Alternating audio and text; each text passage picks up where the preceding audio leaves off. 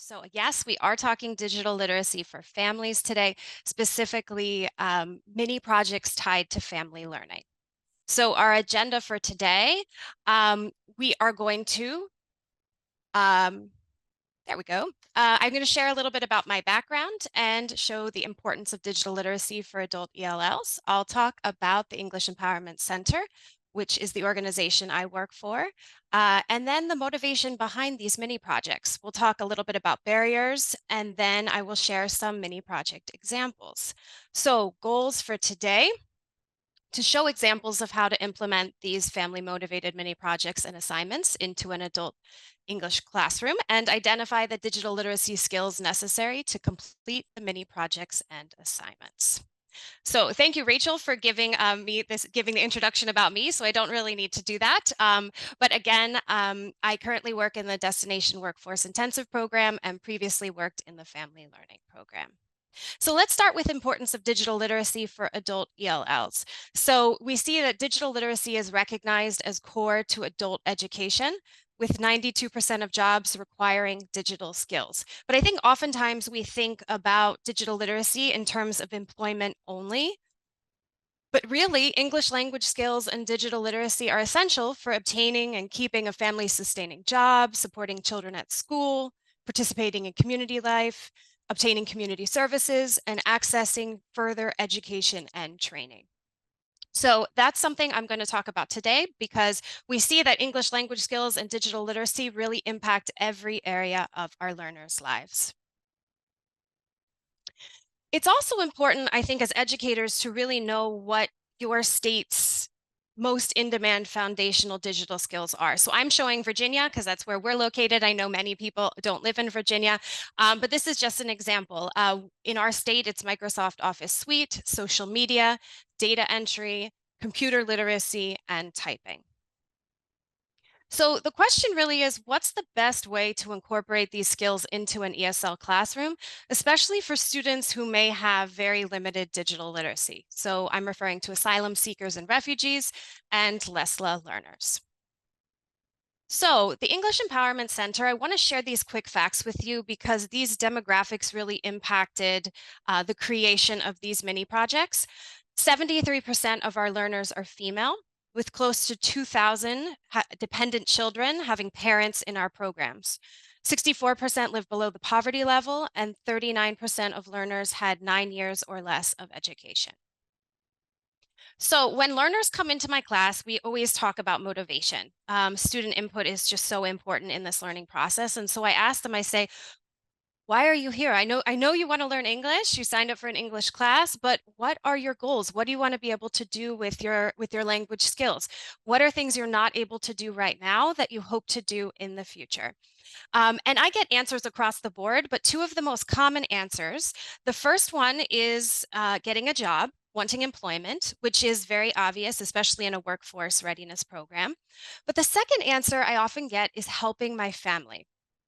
And so I always push students a little bit more on that. And I say, what do you mean by helping your family? Again, what does that look like? What are you able to do by helping your family? And so many of the students, this was their response. They said they wanted to take part in their child's education. They wanted to understand what was happening in their child's classroom.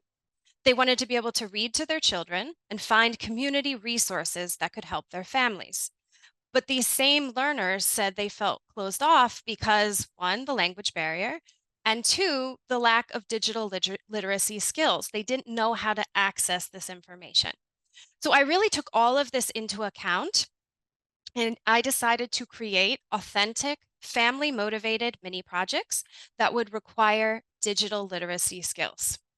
So let's unpack that for a minute. Why mini projects? We have in our session, it lasts 8 weeks, and we usually cover 3 general topics a session. And these are broad: health, nutrition, in the community. And so I wanted students to have the opportunity to potentially create a mini project within each of those topics. I wanted it to be more than a homework assignment, but less than a full session project. I think a full session project would be very overwhelming, and especially we see sometimes in adult education, students need to be absent for whatever reason. And I didn't want them to fall so far behind they wouldn't be able to complete the project. So by having multiple mini projects, even if they miss one project because of being absent, they still have the opportunity to do more throughout the session. I wanted dedicated class time to teach the foundational digital skills, but then also to be part of that planning process for them. And then they did have a little bit of time outside of class, depending on the project they were working on.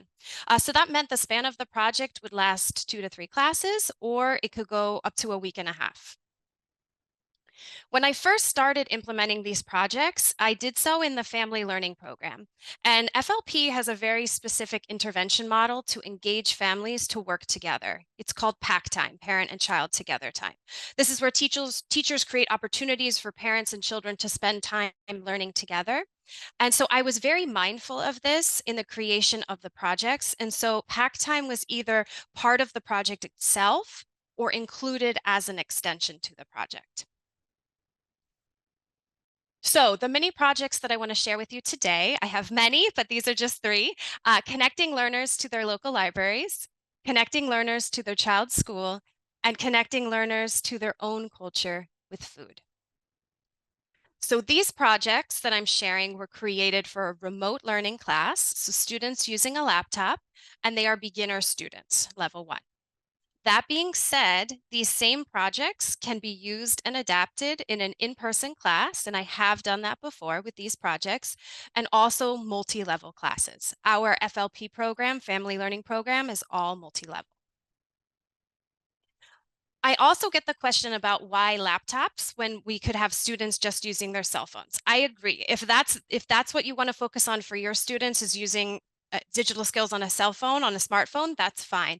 I had realized that many of my students, some of them had never used a laptop before. So that became really important for us to focus on that too. And that leads me to barriers. Another question I often get. Some of our students have difficulty having access to computers and access to reliable Wi-Fi. I don't have all the answers on this, but I can share what our organization did.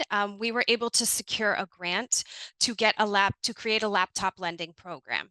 And so we were able to use these laptops and the learners sign them out at the beginning of the session, and then they use them for the duration of the session and return them at the end. We were also, with a grant, able to secure Wi-Fi hotspots. And so students that had unreliable Wi-Fi, they could use these hotspots to be able to come to class, to learn, and be able to do these mini projects. At the same time, in in-person classes, we often work out of schools and community centers. So I would work very closely with the community center director. Do you have a computer lab, a working computer lab? Do you have any laptops that we'd be able to use? And even if it's just for 1 week out of the session, okay, we can't do multiple mini projects, but I could focus that week on doing a very special mini project with the students. So the first mini project I'm going to share with you today and talk more about is connecting learners to their local libraries. So I can locate the nearest library in my community. I can complete an online application form for a library card. I can obtain a library card and sign out books. I have done this mini project for many sessions, and I remember growing up going to the community library almost every week. It was a huge part of my life. But for many of these students, when I speak to them, some of them have never been to a library before, or they don't understand necessarily what it is, that the library is a free resource, and then all of the different services and additional things that are available at a library. So it's very important. In the beginning, I always ask who has a library card. And more often than not, it's maybe only 1 or 2 students. So I'm going to break every rule in PowerPoint and I'm going to put a lot on one slide, but I think it's really important for me to showcase the digital skills that I used for these projects. So you're able to really see what went into this and how I needed to scaffold the projects. So the digital skills for this project was navigation websites to find the closest library, navigating a library's website, knowing how to use a keyboard, drop-down menus, scrolling up and down, filling out an online application form, which is really big, and then using email as well. So to share a little bit more about this project, first with the navigation websites, I love any opportunity to use Google Maps. That's what I use. The students use it on their phone, and I have them try and find the closest pharmacy, the closest store. And so this time they had to find the closest library. So most of the students are in and around the Alexandria, Virginia area. So that's why this screenshot is here. But it was the full process. Which library was the closest to your house? Now let's follow it through. How would you drive to the library? How would you walk to the library? How many minutes? Where would you go? Let's say you need to take a bus to the library. Which buses would you need to take? And it was great connections for students. They made so many connections just realizing, oh, so this library is next to my child's school. Or, oh, I have to take this bus to the library, but it's the same bus that I need to take to my doctor's office. Okay, so they were really getting a good understanding of the neighborhood that they live in. When they were comfortable with that, we also talked about library networks and how they could choose another library as long as it was in the same network as them. And then we moved on to library card applications. So many students have also told me that filling out forms is very overwhelming. And we think about how many forms we have to fill out in our daily lives. And they often will ask a family member or a spouse to fill out the form, especially for beginner students, just so that they don't make any mistakes. So I really wanted them to feel empowered to be able to fill out this application themselves. So I showed it to them. This is what's being asked of you. This is the basic information that they are asking you to get a library card. It's really not a lot. We do a lot of practice with filling out forms, and it's set up through a scaffolded Google form folder. So we start at level 1 with just basic information, build to 2, adding more like phone number, birth date, and then to 3, more information about spouses and dependents. And then we also have other forms, the B, C, and E, which is more related to employment, such as job applications. I even created one a few months ago for the Virginia driver's permit application. That's a huge goal for our students of getting their driver's permit and their license once they're here. And so the students consistently practice. They fill out this form, submit it, look at their errors, see how they can fix them. So for the library card application, all they needed was form number 2. They did this when they felt comfortable. Then we went to the actual online form. So the only additional information they needed for this form was to create a PIN number, to have a PIN number, and then use the drop-down menu for the library that they had chosen. I could have stopped right there and said, okay, great, you were able to do that. You submitted this application yourself, but I really wanted them to have the opportunity to go into the library, to talk to the librarian in English to get their library card. So that was the next part of the project. And they were able to do that. It's sometimes, it goes in waves. You either have one student who comes back and tells all the other students, oh, it was so easy, took me 2 minutes, or they all decide to go together and get it all at once. But again, I've taught this mini project many, many times, but these are some pictures of our learners with their library cards. So it's just a really amazing culmination of hard work in a project. And so they were able to get their library cards. And one student also, she was saying she is 31 years old and had never been to a library before. She was amazed that her library also has passport applications and passport services. And her son was born in the United States. So she was able to now go to her library and get that information, that application, fill it out, and then apply for a passport for her son. The family extension of this project was that they had to go with their children. So they had to go with their children to the library and sign out books. And it's a wonderful thing to be able to check in with those students, after 1 month, 2 months. Have you been to the library? What books have you gotten out? What have you read to your child? So the learner outcomes, 100% of the learners obtained a library card and reported going to the library with their children. Mini project number 2, connecting learners to their child's school. So I can navigate a school's website. I can follow social media for my child's school. I can change the language on a school's webpage to my native language. This mini project is probably the least visually appealing for me to explain to you or to show to you, but very, very important. So the digital skills that we needed, that the students needed to have, navigating an internet browser, search terms, using browser tools, scrolling up and down on a web page, working with tabs and windows, downloading documents from a trusted website, and then using social media. Many of our students come in with at least one form of social media. So social media is not brand new to them at all, even if it was just WhatsApp. But it was an opportunity to share all the different types of social media and then figure out what was something that they wanted to follow. In the beginning, talking about being overwhelmed with filling out forms, many of my students also said they are very overwhelmed when they look at websites, especially for students who don't regularly look on a laptop to look at websites. They said they didn't know where to look, they didn't know where to click, and there was so much language, so much English, that they just stopped. And so we would do, kind of scavenger hunts on the school district website, and they had to find different information. And we spent a lot of time looking at the structure of a website. How is a website laid out? It might not be the same website to website, but there are a lot of commonalities. And so they were definitely more comfortable with that, with finding the menu, finding the drop-down menus, finding the home page. So this was just an example. I wanted them to be able to find information about contacting the school. And even if they didn't feel comfortable talking to their child's teacher in English, being able to request an interpreter. And so where would they find that information? What phone number would they call? What would they press? In terms of social media, it was a great way, again, to show how it can be used in a positive way. And so students were asked to follow at least one form of social media to be able to know what was going on at their child's school.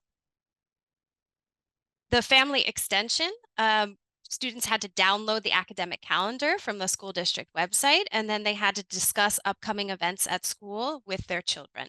And they had to put key school dates on the calendar together. So whether or not it was, a hard copy calendar, or another opportunity for them to use the calendar app on their phone to be able to put the information in there. So the learner outcomes, a lot of different outcomes from this mini project. They reported increased time working with their children on schoolwork because they knew what they needed to be doing in their classrooms, what the homework was, using the school's website to access important information, and then also just feeling more confident with joining parent-teacher conferences, which is really, really amazing. The third project I'm going to talk about today is connecting learners to their own culture with food. So I can identify my favorite recipe, I can type and create my favorite recipe in Google Docs, and I can format text and images to create the recipe. And this mini project by far was probably the most involved because it included using Google Docs and all of the different elements that were necessary in order to format text. So everything I did had to be very scaffolded. Students had the opportunity to either choose their own favorite recipe that they found online, giving credit to the website where they would take it from, or they could use their own family recipe that they had to create this project.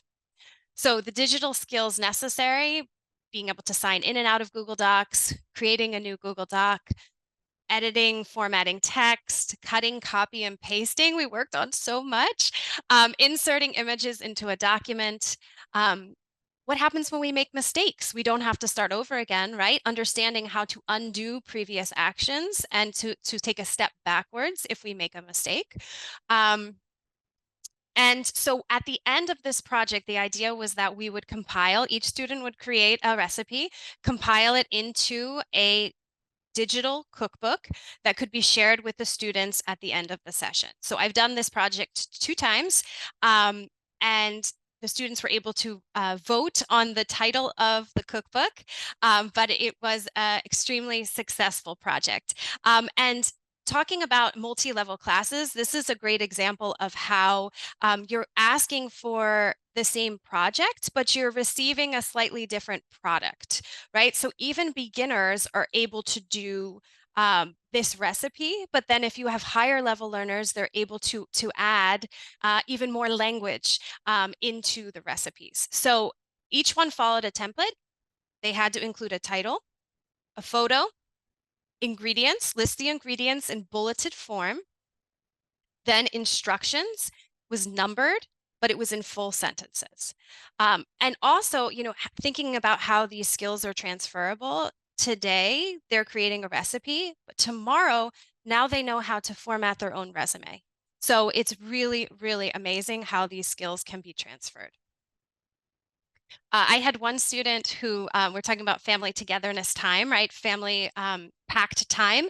She really wanted to do a family recipe, but again, beginner English learner. She sat with her son who was in 5th or 6th grade, and she dictated the recipe to him, and they were trying to translate it into English, write it down in a notebook, and then she brought it into class to create this recipe. So it was just a really, really wonderful opportunity for the families to be together and for her to share her culture as well. So the family extension, as I mentioned, was to work with your child to create it or cook the recipe with your children. So we had the opportunity at the end of one session where we did this cookbook that we had an end of the year party. So many of the students actually decided to make the recipe that was included in the cookbook and then bring it to the party. So our learner outcomes, 100% of the students completed the recipe assignment. Some of them, if they were absent a few days, they had to make it up. They were willing to do that. They were willing to work on it at home because it was so important to them to do that. So it was very, very successful. I have many more project ideas that I would love to be able to share with you, some of which that we've done already, and some that were actually ideas from students of things they wanted to do in the future. And I'd actually love to hear from all of you. Maybe you have created a mini project or done a mini project in your classroom. So I do hope to see you in a breakout room later to share that. I just wanted to say in conclusion, by using family motivated mini projects and assignments, we can incorporate foundational digital literacy skills, and we can meet the motivational needs of our students in the classroom by better connecting them to their families and their communities.